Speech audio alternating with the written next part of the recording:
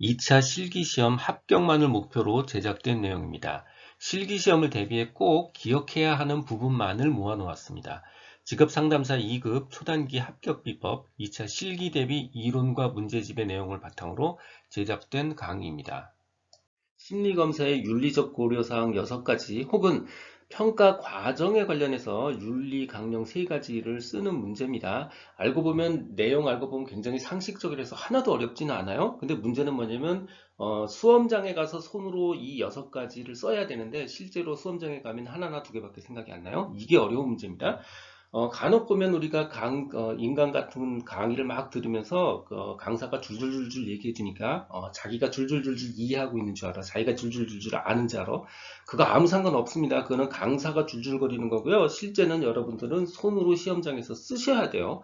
그래서 반드시 이 강의를 듣는 것도 중요하지만 반드시 손으로 공부를 하셔야 됩니다. 손으로요. 손으로 공부하셔야 돼요. 이렇게 귀로만 공부하시면 안 됩니다.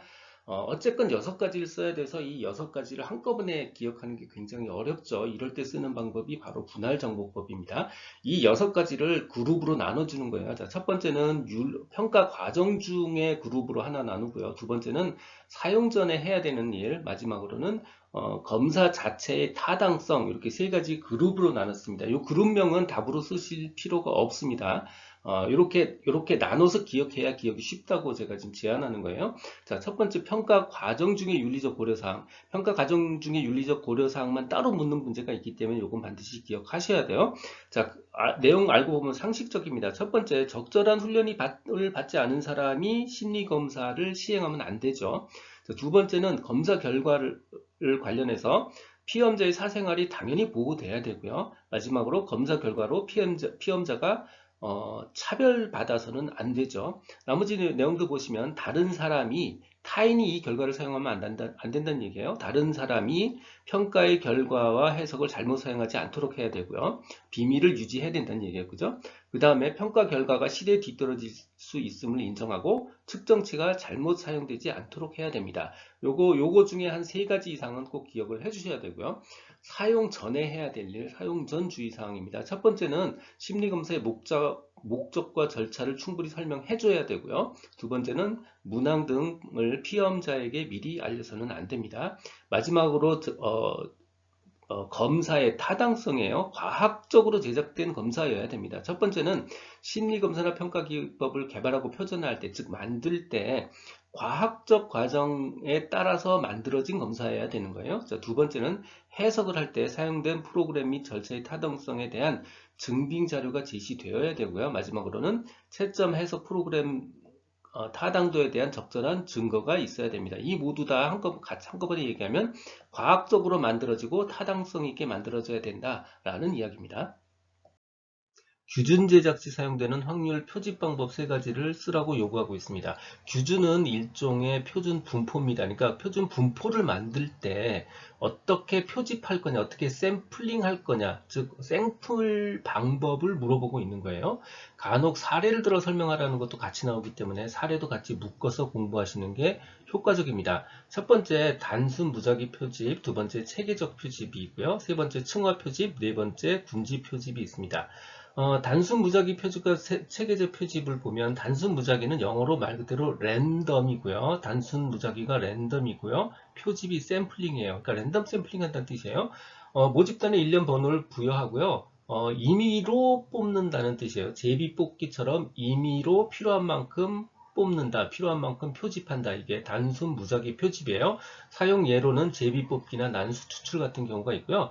단순 무작위 표집과 상대되는 개념이 바로 체계적 표집입니다. 모집단에 어떤 일정한 순서대로 번호를 매겨놓은 다음에 예를 들어서 K번째 사람만 뽑아내는 거예요. 이게 바로 체계적 표집 방법이고요. 예를 들자면 생년월일 끝자리로 해서 샘플링 하는 겁니다. 7번 다 모여 이런 식이에요. 바로 생년월일 끝자리로 샘플링 하는 방법, 이것도 일종의 체계적 표집 방법이라고 볼 수 있습니다.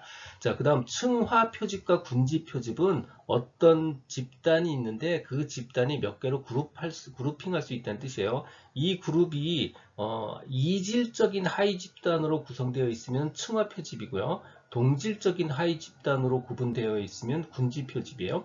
예를 들어서 어떤 한 3학년의 학생이 있는데 3학년의 반은 남자고 3학년의 반은 여자예요. 이질적이죠.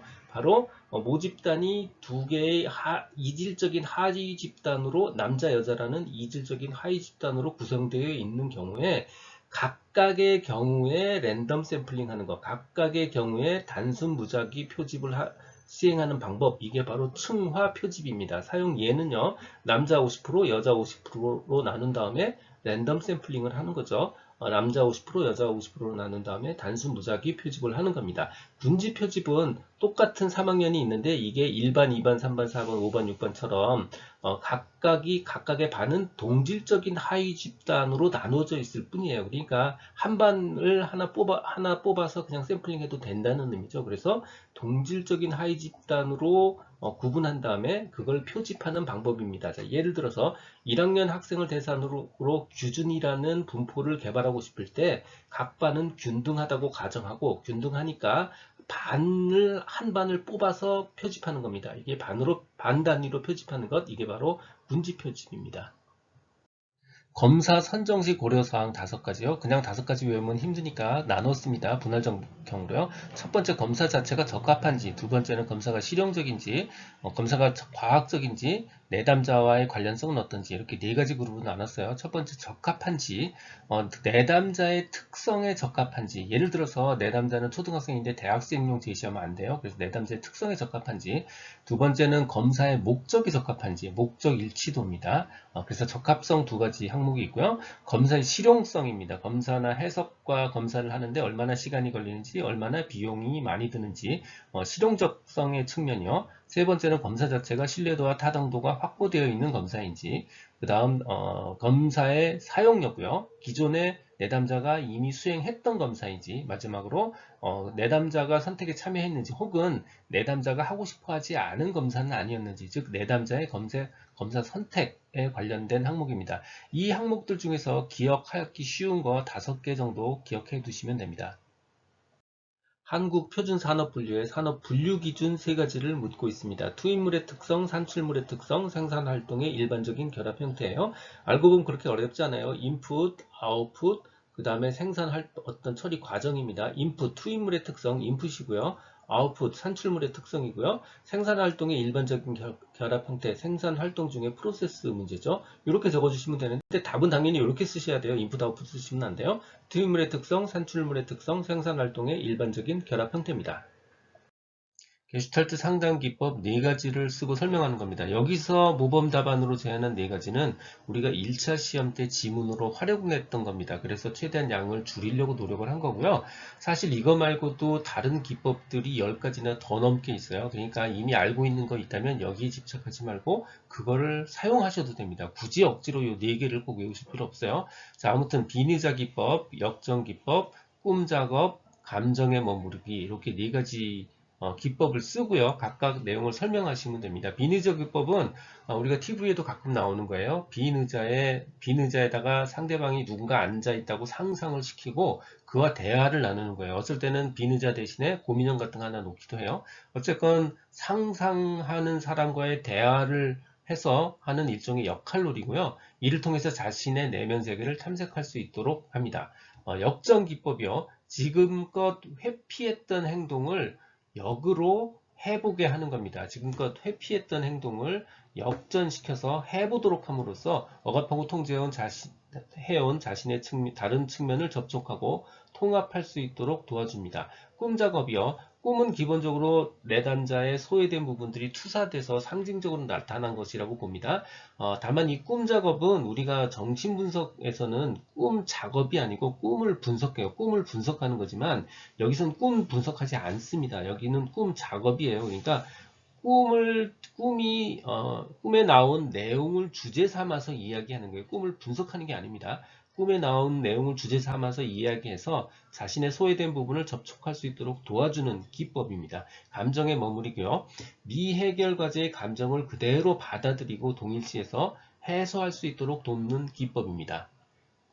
직업 적응 이론에 관한 문제 접근 전략은 기본적으로 이해형입니다. 하지만 정확한 용어를 사용해야 되는 암기형이기도 하다는 점을 주목해 주시기 바랍니다. 크게 두 덩어리로 되어 있어요. 첫 번째는 직업 적응 방식이 있고요. 두 번째는 성격 유형이 있습니다. 직업 적응 방식은 뭐냐면 개인이 직업에 어떻게 적응하는가, 즉 사람이 직업에 어떻게 적응하는가, 개인이 직업에 어떻게 적응하는가에 대한 방식 네 가지를 얘기하고 있는 거고요. 두 번째, 성격 유형은 뭐냐면 개인과 환경, 개인과 직업 환경이, 개인과 직업이 어떻게 서로 작용하는가, 거기에 어떤 성격 요인들이 있는가를 확인하는 내용입니다. 더 쉽게 얘기하면 그냥 회사가 어떤 성격의 사람을 뽑아야 그 직업을 잘 적응할까를 알아보는 겁니다. 즉, 더 쉽게 회사가 원하는 인재의 성격이 뭐야, 이걸 알아보는 겁니다. 그래서 직업 적응 방식이 있고요. 회사가 원하는 성격 유형이 있어요. 이 두 가지로 나눠야 되고요. 자, 첫 번째 직업 적응 방식, 즉 개인이 새로운 직업에 적응하는 직업 적응 방식은 사실 알고 보면 우리 이해형으로 보면 굉장히 쉽습니다. 뭐 별거 없어요. 뭔가 새로운 직업에 들어갔으니까 새로운 직업의 변화에 어떤 반응해 가면서 적극적으로 자기가 움직여야 되겠죠. 그리고 융통성 있게, 유연성 있게 자기를 스스로 변화시키고 될 때까지 끈기 있게 노력하는 거 이거잖아요.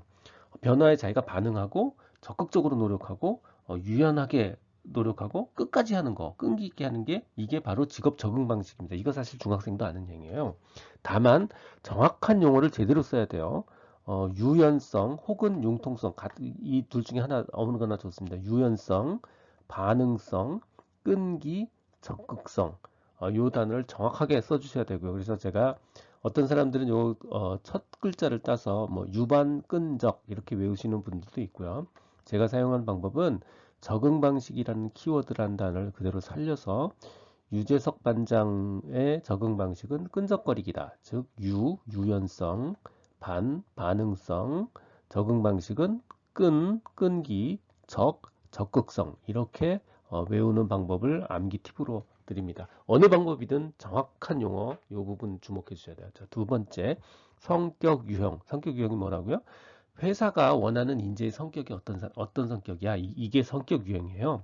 아주 굉장히 쉽게 얘기하면 직업 상담사처럼 표현하면 이렇습니다. 개인과 직업 환경이 상호작용하는 성격 유형이 뭐야? 똑같은 말입니다. 연락 어렵게만 얘기한 거예요. 이것도 사실은 중학생, 고등학생이면 다 아는 내용이에요. 회사가 원하는 인재 어떤 인재일까요? 뭐 굉장히 쉬워요. 한국말로 하면 뭘 시켜도 잘하고 되게 빨리 해내고 정말 일 잘하고 세게 잘하고 오래 끝까지 할 수 있는 사람 이런 사람이 회사가 원하는 인재예요. 그거를 그냥 직업 상담사처럼 그럴듯하게 표현한 거예요. 뭘 시켜도 잘한다는 게 뭐예요? 어떤 리듬을 줘도 잘 춤춘다는 뜻이잖아요. 즉 리듬 있는 사람, 뭘 시켜도 잘하는 사람. 자, 두 번째, 빨리 잘하는 사람은 민첩성 있는 사람이죠. 세 번째, 역량 있는 사람, 되게 잘하고 세게 할 수 있는 사람, 역량 있는 사람. 마지막으로 오래 할 수 있는 사람, 지구력 있는 사람입니다. 이거를 정확한 표현을 해주셔야 됩니다. 첫 번째, 뭘 시켜도 리듬. 두 번째, 어, 오래 할 수 있는 사람, 지구력. 세 번째, 세게 잘하는 사람, 역량. 네 번째, 빨리 하는 사람, 민첩성. 리듬, 지구력, 역량, 민첩성 이 네 개고요. 이거를 첫 글자를 따서 뭐 민영리지 이렇게 외우는 사람도 있고요. 저는 이 성격이라는 키워드를 성격 유형의 성격이라는 키워드를 그대로 살려서 지구 최고의 힙합 가수는 원래 민첩하고 리듬을 잘 타야 되잖아요. 그래서 민첩하게 리듬을 타는 역량이다. 이렇게 외웠습니다. 어떻게 외우든 민영리지로 외우든 지구 최고의 힙합 가수의 성격은 민첩하게 리듬을 타는 역량이다라고 외우든 정확한 키워드 되는 단어를 기억해 주세요. 지금 듣고 계신 강의는 직업상담사 2급 초단기 합격 비법의 핵심 내용 파트입니다. 반복 가능한 분량을 만들기 위해 복원된 문제를 모두 동영상에 넣을 수는 없었지만 중복된 개념을 통합해서 핵심 개념을 정리했으니까 이것만으로도 모범 답안을 충분히 쓸 수 있으리라 생각합니다. 하지만 답은 아는데 문제를 이해하지 못해서 틀리지 않도록 출제 이력 부분은 꼭 확인해 보시기 바랍니다. 또한 서술형인 2차 실기시험은 손으로 쓰여진 것만 점수로 연결이 됩니다. 눈으로 머리로만 공부하면 실패할 수 있습니다. 꼭 손으로 키워드를 직접 쓰면서 공부해야 한다는 점도 기억해 주시기 바랍니다. 한국표준직업분류에서 직능, 직능수준, 직능유형에 대한 설명을 요구하는 문제입니다. 직능, 직능수준, 직능유형이요. 직능이니까 기본적으로 능력이에요. 무슨 능력이냐면 업무와 과업을 수행하는 능력입니다. 주어진 직무에 업무와 과업을 수행하는 능력이요. 직능 수준이니까 기본적으로 직능, 직무 수행 능력의 수준입니다. 직무 수행 능력의 높낮이에요. 교육, 직업훈련, 경험, 선천적 능력 등에 의해서 결정되죠.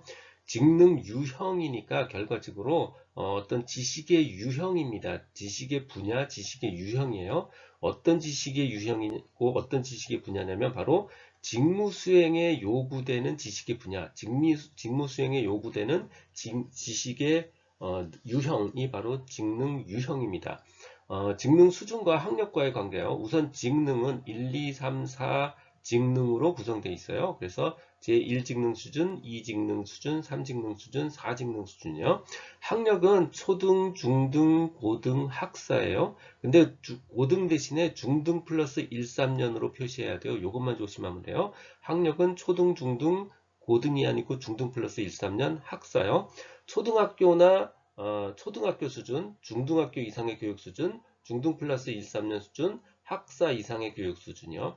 그거를 ISCD 레벨로 얘기하면 1 수준, 2, 3 수준, 5 수준, 6 수준입니다. ISCD 1 수준, 2, 3 수준, 5 수준, 6 수준이요.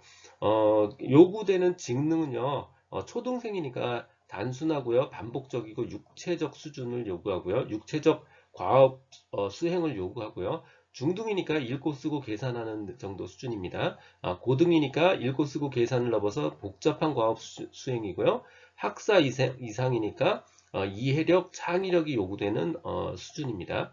의사소통 레벨은 중등은요, 상당 수준의 의사소통이 필요하고요. 고등은 높은 수준, 학사 이상은 매우 높은 의사소통이 필요합니다. 상당 수준, 높은 수준, 매우 높은 수준이요. 그 순서대로 쭉 적어주시면 돼요. 예를 들어서 제1직능 수준, 초등학교나 기초적 교육 수준 ISCD 1 수준이 필요하다. 그리고 수행은 단순하고 반복적이며 육체적인 힘을 요하는 과업이다. 이런 식으로 쭉 적어주시면 됩니다.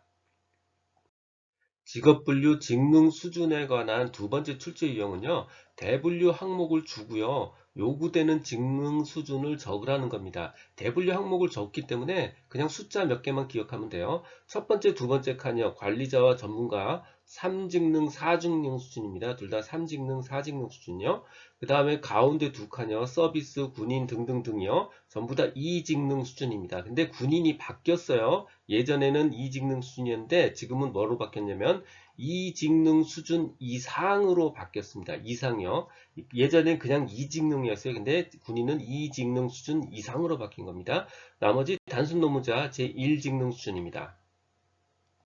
21년 실기 1회 출제된 문제입니다. 직능 수준과 관련된 표를 채우는 문제였고요. 이건 한국표준직업분류 직능 수준에 관련한 대표 문제 2번과 동일한 문제였습니다.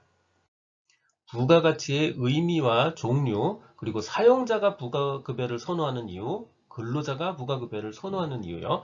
부가가치의 먼저 의미입니다. 부가급여란 한마디로 복리후생이에요. 근데 복리후생이다 이렇게 쓰면 안 되고요. 경상화폐임금 이게 뭐냐면 월급처럼 통장에 꽂히는 돈이란 뜻이에요. 경상화폐임금 이외에 현물보상, 그러니까 뭐냐면 뭔가 사용하면 갚아주는 거예요. 현물 보상이나 아니면 연기된 보상, 예를 들어서 퇴직금 같은 거요. 현물 보상이나 연기된 보상을 말합니다. 다시 정리할게요. 경상화폐임금 말고 경상화폐임금 이외에 1번 현물 보상이나 2번 연기된 보상을 말하는 겁니다. 부가급여의 종류요. 연기된 보상에는 퇴직금 및 퇴직연금, 사업주 부담금이 있고요. 나머지 각종 사회보험료, 사업주 부담금, 교육훈련비, 학자금 보조, 차량 제공, 사택 제공, 각종 유급휴가, 그러니까 다 복리후생이죠, 그죠? 이런 것들이 부가급여의 종류입니다. 사용자가 부가급여를 선호하는 이유요. 첫 번째, 사용자 입장에서는 이 지출이에요. 그러니까 조세나 보험료 부담이 감소하게 되고요. 정부가 임금을 규제하거나 임금을 통제하는 시기가 되면 정부 임금 규제의 회피 수단으로 사용할 수 있고요. 임금 통제 시기에도 양질의 근로자를 확보할 수는 있는 이익이 있습니다. 마찬가지로 근로자 장기 근속을 유도할 수 있고요. 인사관리 수단으로 써서 근로자의 충성심을 유도해내고 내부 통제할 수 있는 수단으로 사용할 수도 있습니다. 근로자가 부가급여를 선호하는 이유요. 근로소득세 부담이 감소하고요. 연금 및 퇴직금을 확보할 수 있고 요 연금 및 퇴직금은 마찬가지로 절세 효과도 같이 주죠. 그리고 또 현물을 받을 때는 대량 할인된 가격으로 현물을 받아요. 그래서 대량 할인된 현물가치 이익이 있습니다. 스트롱 직업 흥미 검사 척도 세 가지요. 우선 척도에 대한 기본 개념을 알면 훨씬 이해가 쉬워집니다. 척도는 어떤 특성을 숫자로 표현해 주는 겁니다. 숫자로 표현해 주기 위한 기준을 말하는 거예요. 예를 들면 더 쉬워요. 그냥 공부를 잘한다라는 개념을 그냥 얘기하면 얼마큼 잘하는지 알 수 없으니까 그거를 등수 척도로 표현해 줄 수 있어요. 예를 들어서 공부를 3등 합니다. 이렇게 표현해 주면 그게 바로 등수 척도로 공부를 잘한다라는 걸 표현해 준 거예요. 이게 바로 척도입니다. 스트롱 직업 흥미 검사에는 세 가지 척도가 있어요. 일반 직업 분류, 기본 흥미 척도, 개인 특성 척도요. 영어도 기억해 주면 더 좋지만 이거 안 쓰셔도 점수를 깎이지는 않습니다. 자, 일반 직업 분류 척도는 기본적으로 홀랜드의 6가지 주제를 그대로 다 척도로 바꾼 거예요. 그래서 수검자의 흥미에 대한 포괄적인 전망을 할 수 있고요. 거기에 기본 흥미 척도는 일반 직업 분류에다가 특정한 흥미들로 또다시 세부 척도를 추가한 거예요. 그래서 특정한 흥미들로 세분화시킨 것, 그게 바로 기본 흥미 척도고요. 세 번째 개인 흥미 척도요. 개인의 어떤 업무 스타일, 업무 유형 혹은 학습 스타일, 학습 유형 등 모두 4개 척도를 더 추가를 했고요. 여기에 이걸 통해서 일과 일상생활에서 개인이 어떤 스타일, 어떤 방식을 선호하고 편안하게 느끼는지 그거를 측정하기 위한 척도입니다. 다시 최종 정리하면 일반 직업 분류, 기본 흥미 척도, 개인 특성 척도입니다. 저는 이거를 일, 개, 미라고 외웠어요. 일반 직업 분류, 개인 특성 척도, 기본 흥미 척도. 그래서 일개미라고 저는 외웠습니다. 21년 실기 1회차에 출제된 문제입니다. 스트롱 직업 흥미 검사 척도 세 가지를 묻고 있고요. 기존 출제 내용 문제와 완전히 동일하게 출제된 사례입니다. 기혼 여성의 경제활동 참가 결정 요인은요, 내용들을 쭉 보시면 다 상식적이에요. 하나도 어렵지 않아요. 근데 정말 어려운 건 무려 우리가 6가지나 적어야 된다는 게 어려운 겁니다. 그래서 분할시켰습니다. 나눠서 외우면 훨씬 쉬워요. 첫 번째는 가사와 육아 그룹, 두 번째는 소득 그룹, 세 번째 고용 환경 그룹, 마지막으로 교육 수준에 관련한 내용, 이렇게 4가지 그룹으로 분할시켜서 나눴고요. 이 전체 내용은 여성 경제 활동을 떨어뜨리는 요인을 기준으로 적혀 있어요. 만약에 여성 기준을 올린 쪽으로 문제가 나왔다 그러면 요거에 반대로 적으셔야 되는 거예요. 자, 첫 번째 가사와 육아에 관련해서는 자녀 수가 증가하면 여성 경제 참가 떨어지고요. 가계 생산 기술이 낙후돼서 해야 될 일이 많으면 마찬가지로 여성 경제 활동 참가가 떨어집니다. 소득이요. 소득 효과가 대체 효과를 압도하는 경우 혹은 배우자 소득이 많거나 증가하고 있는 경우 여성 경제 활동은 당연히 떨어집니다.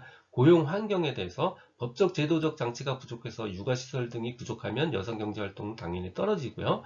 고용시장이 경직돼서 시간제 근무제나 단시간 근무 같은 그런 다양한 형태의 일자리가 없으면 마찬가지로 여성 참가 떨어집니다. 교육 수준이요. 선진국의 경우 여성 교육 수준이 낮을 때 여성 경제의 참가가 떨어지는 경향이 있습니다. 다시 정리하면 가사와 육아 그룹, 자녀 수의 증가와 가계 생산 기술의 낙후, 소득 효과가 대체 효과를 앞다하는 경우와 배우자의 소득이 증가하는 경우, 고용 환경, 법적 제도적 장치가 부족한 경우, 그 다음에 고용시장이 경직된 경우, 마지막으로 교육 수준, 여성의 교육 수준이 낮을 때입니다. 21년 실기 1회차에 출제된 문제입니다. 여성의 경제활동 참가율에 영향을 미치는 요인 3가지를 쓰라고 했어요. 보통 한 7가지 정도 있으니까 그 중에 3가지 정도 골라서 쓰시면 됩니다.